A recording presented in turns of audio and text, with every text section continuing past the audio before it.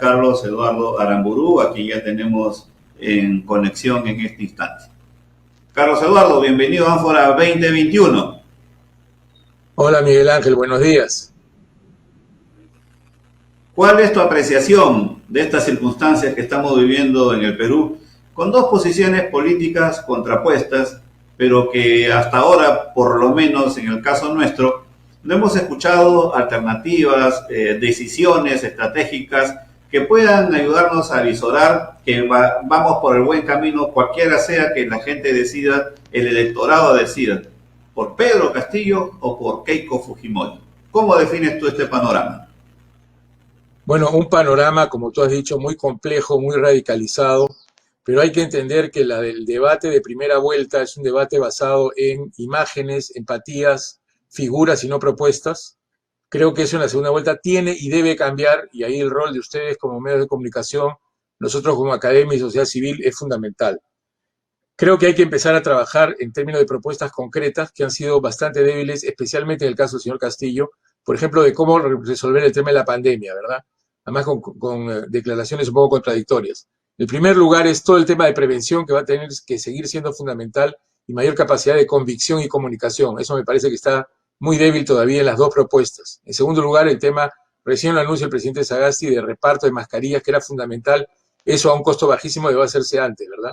Y en tercer lugar, el tema de las vacunas. Hay un malestar en el interior del país, justamente ese interior que ha votado por Castillo, para tener un aspecto más equitativo en reparto de vacunas, y eso es un tema que tenemos que cuidar, ¿verdad?, para no seguir dando la impresión que solo Lima importa, ¿no? Entonces yo creo que en la segunda vuelta las propuestas son mucho más importantes, la gobernabilidad va a sufrir, creo que dos posiciones radicales tienen que, lo voy a resumir, creo que del Castillo tiene que moverse hacia el centro, desde la izquierda, y creo que Keiko tiene que moverse hacia el centro también desde la derecha. Si eso no ocurre, estamos lanzando un voto de incertidumbre, de baja gobernabilidad, porque no nos olvidemos que vamos a tener un Congreso muy dividido. Entonces, hay que buscar puntos de consenso y de unión y no puntos de división y de odio. Sería mi primera reflexión, Miguel Ángel. Perfecto. Desde tu punto de vista también, Carlos Eduardo, si ambos tienen que migrar hacia el centro, eso implica que tienen de todas maneras que dejar de lado, en el caso de Castillo, por ejemplo, el cambio de constitución política en lo inmediato. Y por el lado de Keiko Sofía Fujimori, tiene que, sobre todo, digamos, reducir esas expectativas económicas que pueden beneficiar solamente a un sector que rechaza siempre el sector popular, que es mayoritario y que entiende que hasta ahora las brechas sociales no se han resuelto y que ellos son los primeros, digamos, afectados de una economía liberal.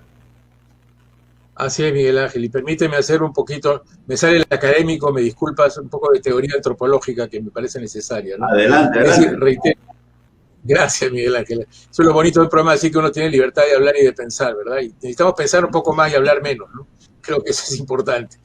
La primera idea es que si tú analizas el fenómeno político, no es nuevo.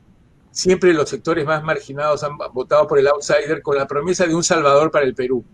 Y eso ya no existe en el mundo moderno. Alguien que nos va a sacar de la pandemia, de la crisis económica, de la crisis moral y política, es una ilusión que tenemos que aprender a superar. Necesitamos equipos. Entonces, la primera cosa que me parece importante, porque es un déficit, Keiko en ese sentido ha avanzado más que Castillo, es quién es el equipo económico, por ejemplo, detrás de Pedro Castillo, quiénes van a manejar la economía, la tributación, las políticas sociales. Gobernar un país es sumamente complejo. Si gobernar una empresa es difícil, gobernar una universidad como me toca ahora como decano es complicado. Imagínate lo que es gobernar un país tan complejo y tan diverso como el Perú. Entonces, lo primero creo yo es que necesitamos dos cosas. Primero, escuchar propuestas que sean viables, y dos, ¿qué equipo está atrás? Los gobiernos no lo hacen los presidentes, eso es una falacia. Necesitamos un equipo de gente que crea confianza, porque creo que en esta segunda vuelta lo fundamental es recuperar confianza. Mi hipótesis, Miguel Ángel, es que cualquiera de los candidatos que consiga recuperar confianza va a tener una posibilidad de ganar mucho mayor que el otro. Ahora, aquí hay diferencias claras, ¿no? Y vale la pena repetir algunas cifras que son muy reveladoras. El voto rural por Castillo es 4 veces el voto rural por Keiko. O sea, Keiko tiene que hablarle al mundo rural. El voto de jóvenes es un voto mucho más por la posición radical de izquierda que por la posición de derecha. Ahí tiene que hablarle a los jóvenes. Y Castillo tiene que hablar a los sectores medios y al sector empresarial, porque sin inversión privada, el 80% del desarrollo del país se pone en jaque. Tú no puedes pelearte con el inversor privado ni tampoco puedes pelearte con la clase media y los sectores altos que son parte de la nación. Necesitamos un presidente o una presidenta para todos y no para solo un sector. Basta de odios. Si no nos unimos, nos hundimos. Creo que eso es fundamental frente a la pandemia. Por eso creo yo que la ciudadanía y los medios de comunicación tenemos que exigir propuestas viables, conocer qué equipos están detrás y cuáles son las propuestas concretas en 3 temas. El tema de la salud y la pandemia, el tema de la reactivación económica y el tema de las políticas sociales.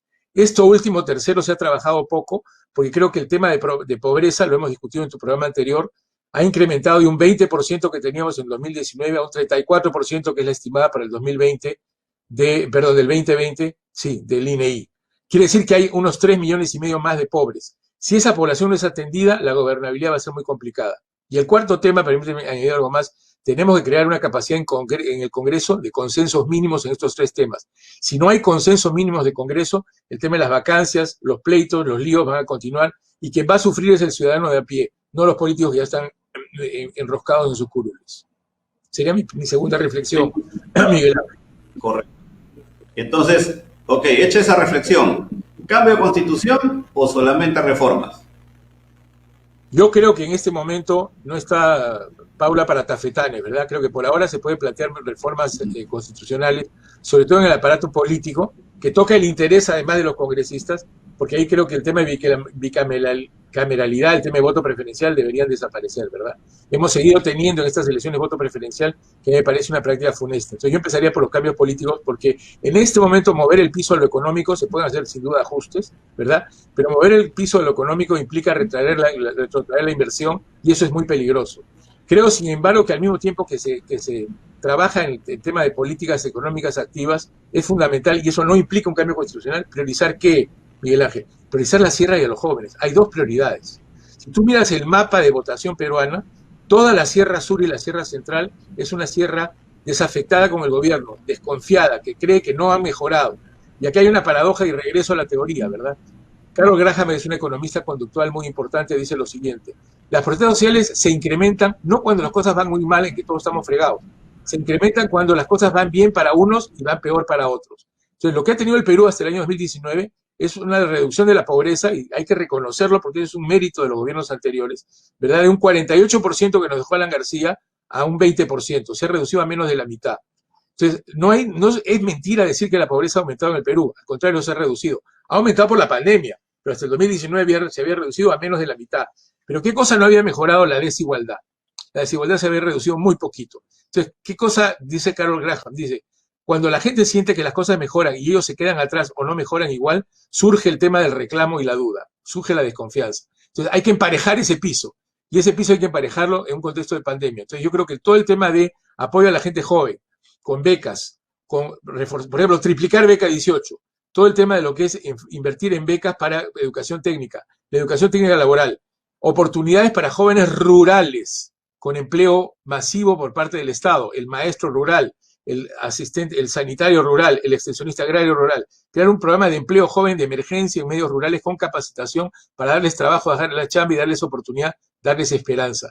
Recuperar la economía campesina, recuperar el turismo cultural. O sea, Perú tiene una serie de vías de reactivación económica rápida, pero que tienen que estar en el radar de los candidatos. En Castillo no lo veo para nada y en Keiko lo veo de forma muy tímida todavía. Claro, eso quiere decir, Carlos Eduardo, que en el mundo de las ideas, sea que venga desde la academia o de gente que tiene experiencia en esto, digamos que ¿por qué los candidatos hasta ahora no asumen justamente esto que circula, que hace tiempo ya es una suerte de verdad de perogrullo, pero que no está ni siquiera en los debates iniciales que vimos, donde por supuesto en el mal llamado debate definitivo, ¿no? En donde no estuvo Pedro Castillo, correcto, fue ninguneado, ni tampoco en los debates organizados por el Jurado Nacional de Elecciones. Estos temas que tú pones sobre la mesa son prioritarios para el Perú. Entonces, ¿qué es lo que puede estar pasando? Como tú muy bien dices, no es el presidente el que define, sino especialmente el equipo que trabaja detrás de cada uno de ellos. Entonces, ¿qué pasa con estos equipos? ¿No entienden el Perú? ¿No tienen buena formación académica? ¿Están cegados por su posición ideológica? ¿Qué crees tú que puede estar pasando en los equipos que rodean a Keiko Fujimori y a Pedro Castillo? Claro, Miguel Ángel. La primera pregunta sería, ¿cuál es el equipo técnico de Castillo? No lo he notado. Cerrón es el ideólogo y el dueño del partido y creo que tiene una posición radical que nos puede hacer mucho daño porque el radicalismo nunca funciona en un contexto de crisis como el que vivimos, como propuesta constructiva, sostenible de progreso, ¿verdad? El grupo de Keiko Fujimori algo ha mencionado, pero nos falta más caras, más gentes, de gente más hacia el centro, diría yo, que es lo que el país reclama y necesita. Yo sí creo que el debate electoral que tenemos que tener en esta segunda vuelta tiene que ser un debate sobre propuestas. Y creo que es una lástima que algunos de los candidatos no quieran dar declaraciones porque tienen poco que ofrecer.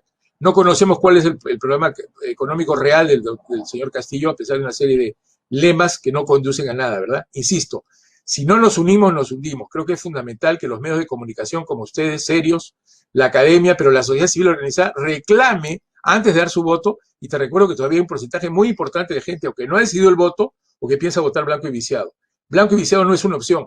Nos jugamos el futuro del país. Blanco y viciado es decir, ¿qué me importa lo que pase? Me lavo las manos. Es una actitud de Poncio Pilato. Yo llamo y reclamo a la juventud, sobre todo, que lo piensen, que exijan. No se trata de regalar un voto, pero piensen en quién tiene propuestas, no que te gusten a ti, sino que sean viables para el país, sobre todo en los próximos 3 o 2 años próximos, que van a ser los años más duros. Entonces yo creo que, como tú bien decías, creo que falta entender por parte de los líderes políticos que sin el debate de ideas no hay política social ni económica concreta, y que el elector debe ser un elector informado. El elector debe votar no por el anti, sino por el pro.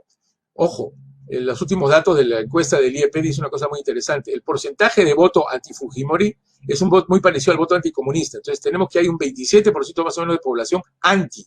Tú no puedes definir una política por el anti, sino por el pro. Si no salen propuestas concretas de consenso, incluyendo al Congreso y cómo se va a trabajar con él, creo que el anti nos puede llevar a la bancarrota y añadirlo. Nadie quiere eso a un país tanto salir progresado pese a todos estos problemas. Claro, ahora, ¿consideras también que es un peligro real lo que puede estar encabezando Pedro Castillo, que vamos a asumir un modelo venezolano, vamos a aplicar aquí políticas marxistas, comunistas?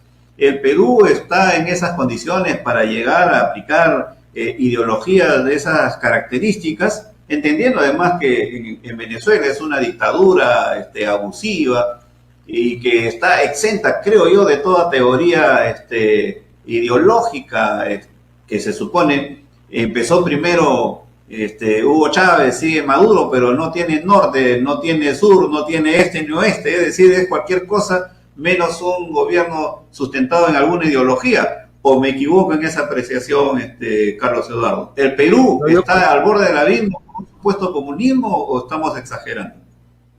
Podría estarlo, pero yo creo que eso va a ser poco factible por varias razones, ¿verdad? Algunas buenas y otras malas, ¿no? En segundo lugar, no conozco ningún modelo que haya aplicado a rajatabla un modelo marxista que haya tenido éxito. Dime tú qué país, ¿verdad? En segundo lugar, me preocupa el tema de la democracia. Con todas sus imperfecciones, es el mejor de los peores sistemas electorales, como alguna vez se dijo, ¿verdad? Entonces, yo creo que la propuesta por ahora del señor Castillo, pero sobre todo del señor Cerrón, es una propuesta muy antidemocrática. El presidente no puede llamar a constituyente porque le da la gana. No puede cerrar el Tribunal Constitucional. No puedes cerrar el Congreso, no puedes eliminar la autonomía del Banco Central de Reserva. O sea, la democracia está basada en el principio de un ciudadano, un voto, pero también está basada en un principio que es menos fácil de entender, pero fundamental, la separación de poderes. Tú no puedes tener un poder judicial, un poder ejecutivo y un poder legislativo que sean manejados por la misma autoridad, porque eso nos lleva al autoritarismo y en eso tengo muy claro. Todos los autoritarismos de derecha o de izquierda, piensen ustedes en Chávez, pero también piensen en Hitler, han tenido un enorme costo social y humano. No podemos permitir. Entonces, la segunda línea de trabajo es el tema de la defensa de la democracia, que ha estado muy ausente en el debate electoral actual. Lo tercero que quería señalar me parece muy importante además, yo que tengo ese temor, tengo la impresión que el grupo de Castillo no es un grupo muy cohesionado. Si hay un pleito del propio grupo, la debilidad del presidente va a ser mayor. Acuérdense qué pasó con PPK, que era un partido, un ejecutivo sin bancada. Entonces yo creo que ya las evidencias de ciertas discrepancias están entre una línea dura como la de Cerrón y de Castillo, harían que ese grupo se resquebraje. No hay nada peor para la gobernabilidad que un grupo político que está dividido al interior de los mismos, y eso le pasa mucho a la izquierda lamentablemente, a nivel de lo que es Ejecutivo y Congreso. Keiko, por el otro lado, tiene un tema de credibilidad, ¿verdad? Un tema para plantear claramente un compromiso de no corrupción, pero nombrando un comité anticorrupción independiente que simplemente le sigue la ruta a las mediciones que se tomen. Y en segundo lugar, tiene que convocar un gabinete de ancha base. Lo he dicho, pero anuncia quiénes. Una alianza con sectores más moderados, más de centro-izquierda, diría yo, sería fundamental para garantizar a esa 40 o 30, 39% de población que se siente dejada afuera. Si no apela a esa gente, en especial a los jóvenes, corre el riesgo muy real de perder la elección y de entonces aumentar la ingobernabilidad, en mi modesta opinión. Efectivamente, que tiene que garantizar ambos candidatos y más Pedro Castillo es la institucionalidad como base de la democracia. Visto así el tema, Carlos Eduardo, ¿qué crees tú que puede ser la reacción, especialmente de las poblaciones que tú mismo has mencionado, las más marginadas de este beneficio económico que se supone comenzó a trabajarse en los 90 con Fujimori, con el cambio de constitución, inclusive la privatización, por ejemplo, de empresas que realmente eran insostenibles de mantener, como el caso, por ejemplo, de la banca asociada y de los bancos del Estado, Banco Minero, Banco Agrario, que lo único que generaron es un forado. Pero desde el punto de vista de la población afectada justamente por este desarrollo, entre comillas, económico que terminó marginándolos, ¿qué puede pasar? Ellos pueden mantenerse en sus 13, pueden seguir respaldando a Castillo, porque también es importante, Carlos Eduardo, tener en cuenta que toda campaña de los medios de comunicación concentrados en Lima definitivamente no tienen la más mínima influencia en el interior del Perú, sierra, selva y aún pueblos cercanos de aquí mismo de Lima Metropolitana. Tú vas acá nomás a Ate, vas a Horacio Ceballos, vas a Huaycá y escuchan radios de repente clandestinos que escuchan otro mensaje y no el que te pasa la concentración de medios y nadie por el estilo. ¿Qué opinas tú? De acuerdo, Miguel Ángel, hay una brecha no solamente social y económica, hay una brecha comunicacional, ¿verdad? ¿Cuántos sectores populares leen el comercio o ven Canal N, verdad? Eso es un tema importante, entonces nos hablamos a nosotros mismos. El peor consejero para tomar una decisión política es hablar con tus patas en el chat, porque ellos son como tú y pueden no pensar como piensa el país. Por eso yo siento muy importante que la comunicación trate de llegar a ellos a través de radios locales, que es el radio, digamos, el medio más democrático, y para convencerlos de que la democracia vale la pena protegerla. Ahora, mucha de esa gente marginada, esa gente rural, esa gente campesina, esa gente amazónica, lo que pasa es que una vez hecha la elección no tiene manera de reclamar porque los gobiernos locales, y otro tema fundamental, no están al alcance de ellos por el tema de corrupción. La paradoja, la tragedia, la tristeza de un país como el Perú no es que hayan faltado recursos. Entre el 2004 y el 2012 hubo una recuperación económica importante con un bache el 2008. Pero si te das cuenta, muchos gobiernos regionales han gastado menos del 20% de los recursos que tenían por canon minero. Inclusive regiones tan pobres como la que son la región de Junín, la región de Cajamarca, de donde vienen las huestes de Castillo. Entonces, hay un desencanto con la política en general, pero nos olvidamos que también hay responsabilidad de gobiernos locales y regionales que tuvieron recursos y no lo gastaron bien, o entraron a la corrupción. Entonces, centrar la crítica solamente en la figura de la presidencia o del Ejecutivo a nivel central tiene razones históricas y simbólicas, pero en realidad tenemos que mirar también a gobiernos regionales y locales que son en gran parte responsables de esa inacción y de esa inversión. Creo que hay dos riesgos que yo quisiera evitar. Un riesgo de violencia rural. Hemos tenido muchos años durísimos de Sendero Luminoso y podría repetirse por frustración de la gente joven rural. Y el otro riesgo viene más bien de la derecha, que es el riesgo de un golpe militar, ¿verdad? Nada de eso le hace bien al Perú. En ambas situaciones, la inversión privada, la reactivación económica, el manejo de la pandemia podrían sufrir en forma catastrófica. No estamos ante una coyuntura normal, estamos ante una coyuntura crítica.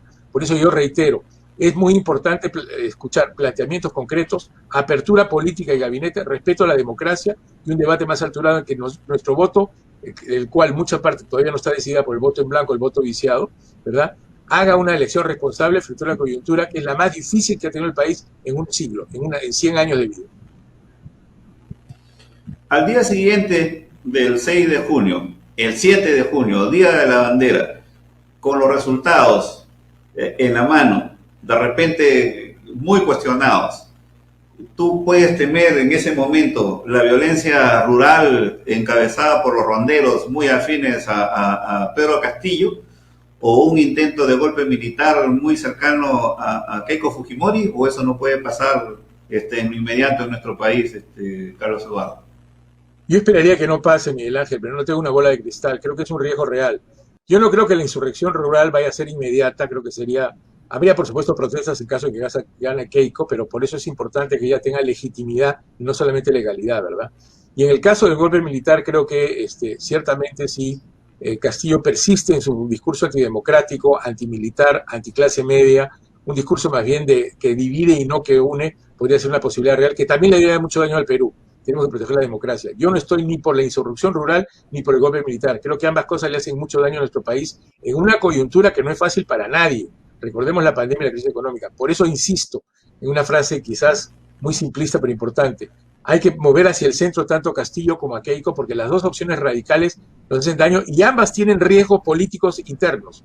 En el caso de que gane Keiko la insurrección rural por jóvenes que se sienten frustrados y engañados, y en el caso de que gane Castillo desde la derecha y de los golpes militares que también nos harían un enorme daño. Ambas candidaturas, como están ahora, son un riesgo para el país.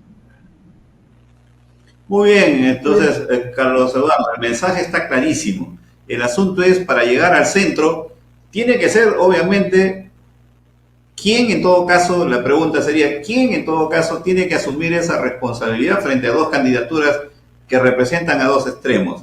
La academia, Hernando de Soto, que solito se ha lanzado ayer a buscar eso, o quién tiene que asumir esta responsabilidad, porque hasta ahora no veo ni siquiera a la cantidad de candidatos presidenciales, porque en todo caso, si uno se ha pronunciado es para defender y decir que va a votar por Keiko y se acabó el asunto.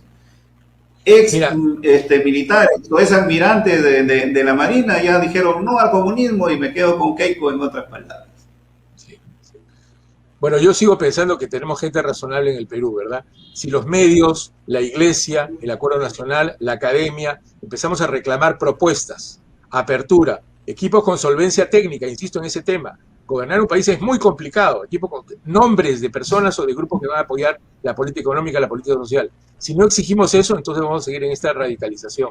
No creo que seamos muy pocos, somos muchos, pero tenemos que unirnos. Yo te agradezco esta oportunidad, Miguel Ángel, justamente para eso, para crear conciencia de que nos estamos jugando. ¿Nos unimos o nos hundimos? Y es importante que haya presión mediática, haya presión académica, haya presión de las instituciones para decir, señores, las posiciones radicales no le sirven a nadie. Pensemos en una posibilidad más de juntarnos al centro con 4 o 5 consensos que ya mencioné, el tema de pandemia, el tema de reactivación económica, el tema de atención al mundo rural y a los jóvenes, y el tema de programas sociales. Ahí tienes 4 puntos muy concretos sobre los cuales podemos llegar a consensos, porque estoy convencido que ahí no hay muchos grados de libertad, hay cosas que hay que hacer sí o sí, y ese debate tenemos que empezarlo desde hoy. Muy bien, Carlos Eduardo, siempre tan claro y preciso como siempre, te agradecemos por participar aquí en Ánfora 2021 y por supuesto nosotros muy encantados de tener la participación de personalidades e intelectuales como es tu caso para contribuir también a buscar las salidas que el Perú necesita. Muchas gracias y hasta pronto. Gracias, Miguel Ángel. Amigos,